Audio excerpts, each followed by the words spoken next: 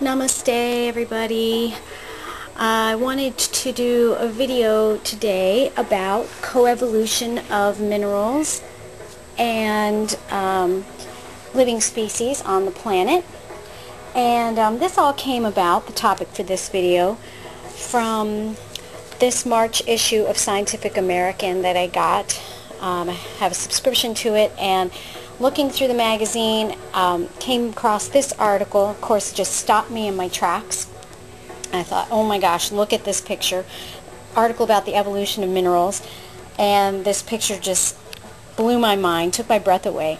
Of course, you must realize that starting right about here, most of these minerals right here, these are dyed.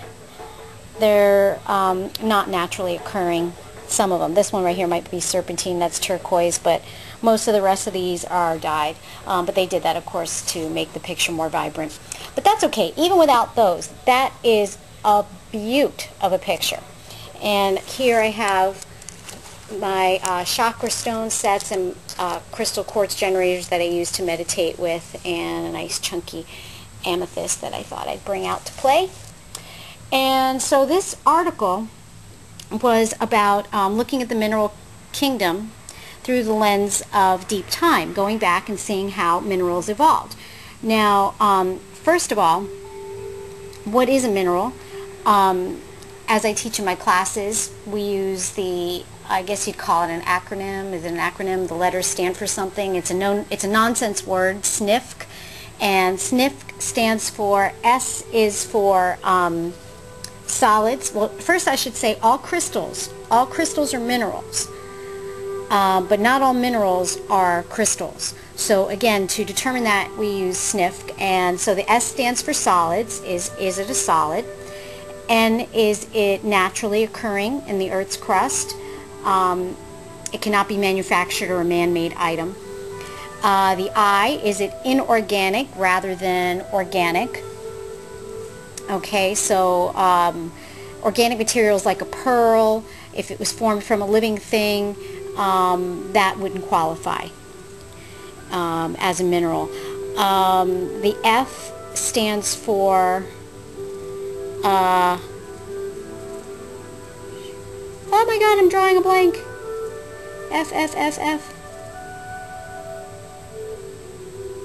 C is for crystal pattern. Oh, F, formula, sorry. Does it have a chemical formula? Okay, it could be a pure element all on its own, or it could be an element compound. So, there you go.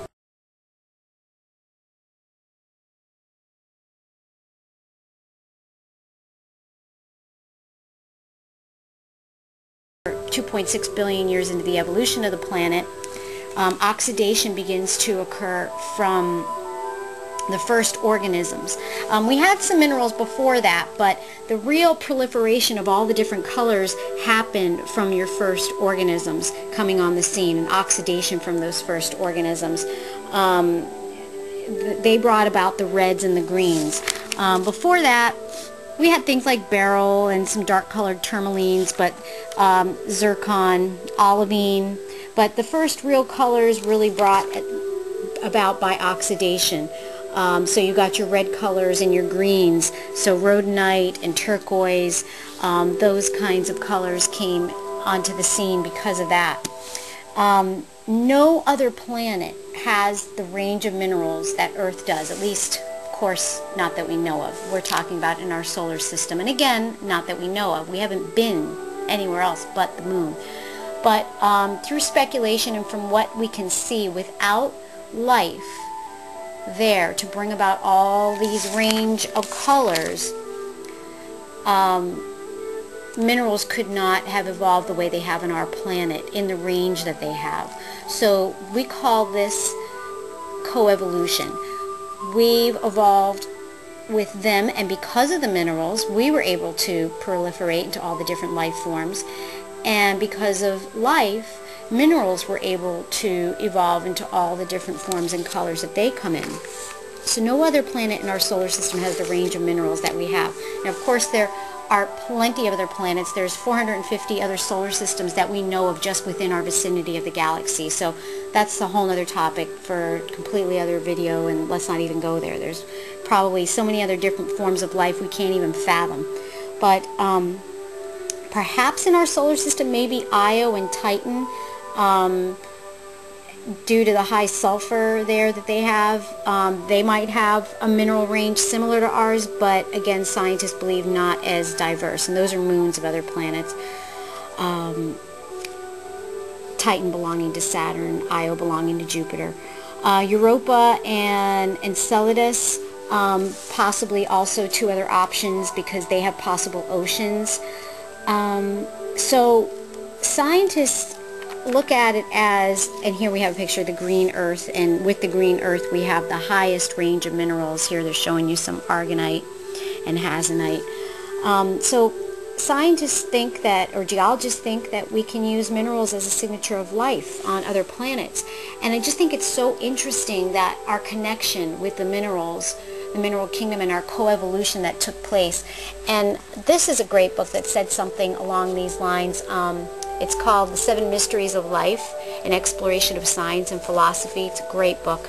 It's a behemoth, and I've read it twice, but it's got such great information. And I highlighted some things that, and I'm not saying here that crystals or minerals are alive or organic in any way, but they do experience energy patterns, just like any matter does. Any matter scientifically experiences energy patterns, but they experience energy patterns with a certain frequency rate depending on the size of the mineral and the type of the mineral and the exact specific matter that it's made out of. And crystals are unique from other matter in that they do show not signs of life, but mimic signs of life. And one thing that this book says is that they can show signs of being sick or overweight, like some very large pieces, or maybe spoiled from being pampered, growing so wonderful and beautifully well. And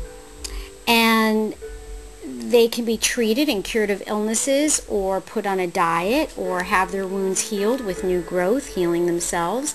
They can go to sleep and show inactivity. They can sweat, such as anhydrous crystals. They can blush by changing colors. They can grow. They can, what are some other things that he says? Like lodestones, they can fall in love and be attracted to iron filings, attach themselves to each other as if mating, and perhaps consequentially produce a family of more crystals, mini crystals, which could include twins, triplets, and other multiple births. So I just thought this was just so fun. So anyway, just a cute little topic I thought I'd talk about, and just an opportunity to play with my crystals and talk about them some more. So if you have any comments or would like to discuss anything, you know, I'm always open to doing so. And that's about it. Okay, crystal blessings, everybody. Have a wonderful evening.